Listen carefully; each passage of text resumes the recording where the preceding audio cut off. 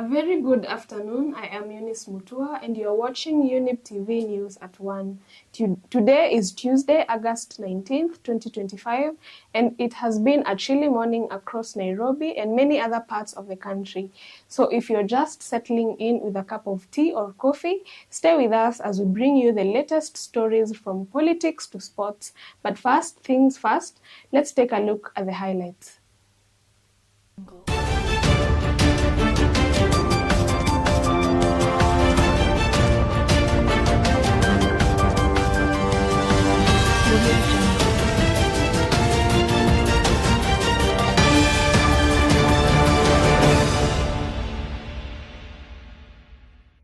When they arrived at this place, near this place, they divided themselves into two. The two came up to the main gate.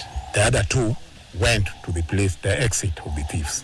And they told me that when they went there, they found 3 people.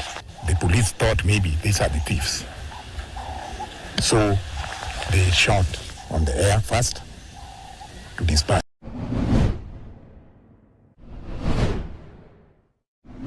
Manufacturers who are using the manufacturing licenses to have other satellite businesses, and we are going to withdraw your licenses if you are going to misuse it so that you are getting adulterated alcohol, ethanol to become part and parcel of what you are selling, so that you are making money, paying no taxes, misusing caps, stamps.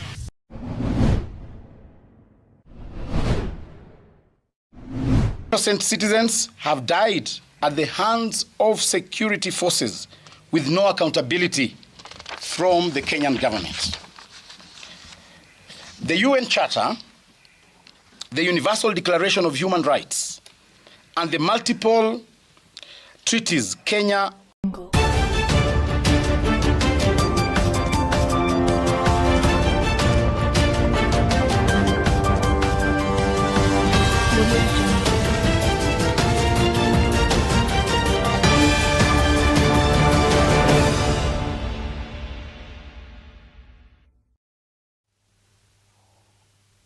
Welcome. Due to claimed serious human rights violations by the nation's security agencies against protesters, the Democracy for the Citizens Party (DCP) is now requesting that the UN General Assembly prevent President William Ruto from speaking during the forum's 80th session in September. During a press conference at the party's Nairobi headquarters, Acting Deputy Party Leader Cleophas Malala also revealed that there are plans to interfere with Party Leader Rigathi Gachagwa's scheduled homecoming rally later this week. Innocent citizens have died at the hands of security forces with no accountability from the Kenyan government. The UN Charter, the Universal Declaration of Human Rights, and the multiple treaties Kenya is a signatory to all demand protection of fundamental freedoms. Yet, the President of Kenya seeks to parade himself as a statesman before the international community, while his regime is guilty of bloodshed at home. We therefore join the young people of Kenya in petitioning the United Nations not to grant Mr. William Ruto the honor of addressing the upcoming convention. Interior Cabinet Secretary Kipchumba Murkomen, who launched the Central Kenya Jukwaa la Usalama in Kiambu County, has accused local politicians of funding gangs in Central Kenya to undermine the government, as evidenced by the incidents in June and July when government properties were set ablaze and businesses were looted. Additionally, the government has initiated a 100-day crackdown on liquor manufacturers suspected of contributing to the re-emergence of illicit and counterfeit liquor in the area. Has always been very secretive and antisocial. Doesn't want to participate in the welfare of the community. The gate is always locked. Whenever some vehicles come in and go out, as neighbors, we cannot see what's happening. So we have always thought that maybe it's continued construction when he's dealing with such activities. There was basically a drum, black drum, with some cotton wool for, I don't know, purification or something, with chlorine. So basically this, anybody who did simple chemistry, of course we know whatever the outcome the product that comes out of that is very dangerous. Imeharibu watoto wengi sana. Hasa sisi ambao tunaishi karibu na Annex School of Law na shule, hasa mashule nyingi ambazo ziko karibu hapa. Kuweza kupata mtu huko, lakini walipata hizo mitungi, lakini tutaendelea kuchunguza kwa sababu mtu hawezi kujificha. Si building itajulikana ni ya nani tukiangalia the documents, na kama alikodesha hiyo building tutaweza kupata information. Manufacturers who are using the manufacturing licenses to have other satellite businesses, and we are going to withdraw your licenses if you are going to misuse it so that you are getting adulterated alcohol, ethanol to become part and parcel of what you are selling, so that you are making money, paying no taxes, misusing caps, stamps. Chief Justice Martha Koome has denounced what she describes as an increasing number of cyber attacks directed at judges. Koome said the organized social media bullying campaigns are not only personal assaults, but also a direct danger to judicial independence, warning that if unchecked, they could damage public trust in the rule of law. Technology is also posing a real danger and a threat to the judicial independence. Over the last 1 year, we have witnessed a worrying and haggard trend of increased cyberbullying, targeted harassment, and orchestrated online campaigns against judges and judicial officers. Social media platforms, while serving as important spaces for dialogue and information sharing, have unfortunately become arenas where the dignity of judges and judicial officers are undermined. Clerk Felix Isaac Olo, a former CIA assembly member, was shot and killed by police on Sunday night in what the authorities have explained as a possible false identity. The incident took place in Kisumu County's southwest semi-location, which, according to the police, one cop opened fire and killed a guy brandishing a machete who was subsequently identified as Felix Olo, the bar's proprietor. When they arrived at this place, near this place, they divided themselves into two. The two came up to the main gate. The other two went to the place, the exit of the thieves. And they told me that when they went there, they found 3 people. The police thought maybe these are the thieves. So they shot on the air first to disperse them. Nilifika hapo sio walijua aje katu tumekaa hapo hivi. Hata hapo ndio walikuja wakatufeza tu kwenyewe hivi. Mzee kwa amuka hivi anamuka mtu anamshika hivi ndani. Sasa hapo mimi nilishindwa nifanye aje. Wakakuja wakafeza mzee kumshika dai. Sasa mimi hapo shinda ya kufanya kidogo mlio risasi akapika risasi juu. Risasi moja. Baada ya risasi moja hiyo ya wakachapa mzee risasi 2. Sijui kwa ya kifua wale ya wapi. Our dear viewers, we are taking a short break and we'll be back with more.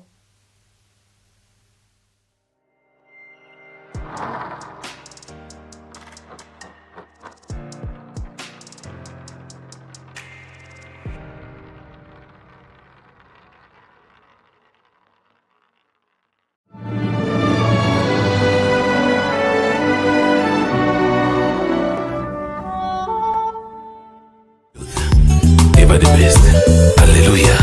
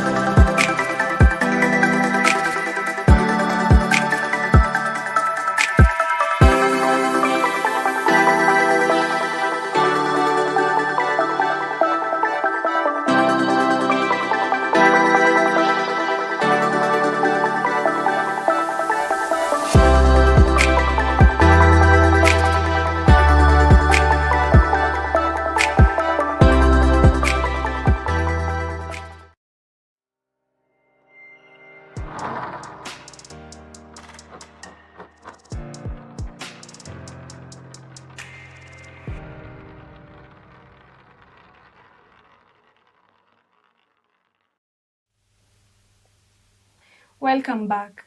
The Nairobi Hospital's management has halted the enforcement of increased prices to facilitate negotiations with medical insurance companies. According to board chairman Basley Onyambu, this decision will also enable the healthcare facilities to engage in additional discussions with various stakeholders to ensure the provision of high-quality medical care to patients. This is our plea as an institution, that we want to make healthcare accessible, especially when we have promised people that we are going to make it accessible for you. That when we have done that, we want to make it accessible to anywhere, to anyone who would require that kind of healthcare. As we speak, we only have rates that we had prior to the adjustment. So I think it's important that is understood. We don't have new rates. We have rates that we've been using for the last 2 years. Those are the rates that are now applicable as we speak. So anybody who is coming to our facility, there are no new rates. We are using rates that they've been enjoying for the last 2 years.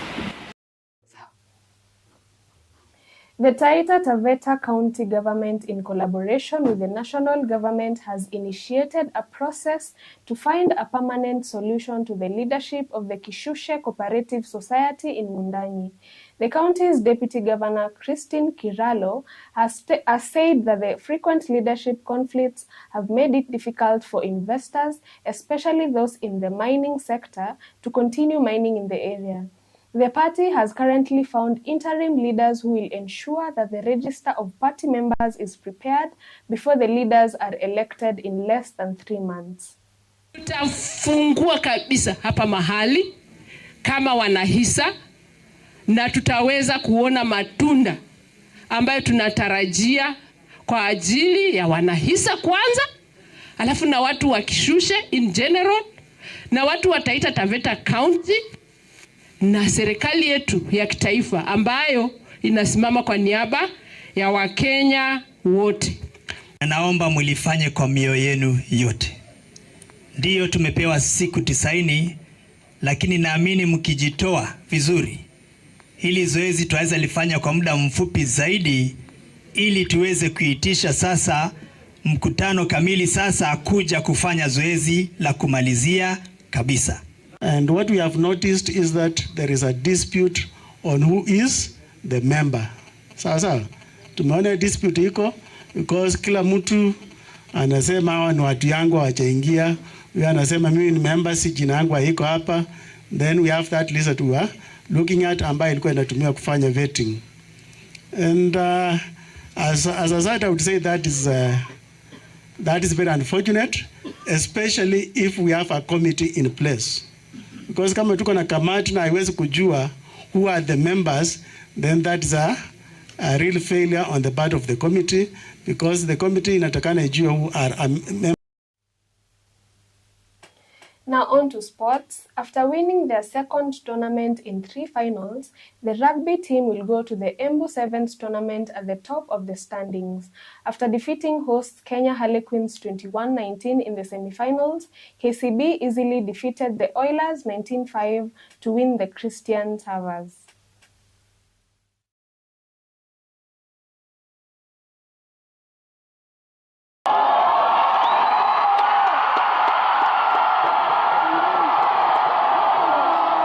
Took every game as a final, of which he may come down to it. So spirit ya team, kila mtu alikuwa anajua kitu tunadai na tumeifaitia mpaka mwisho. Heading into Embu, there's nothing different from this. We are going to take everything. That's our goal.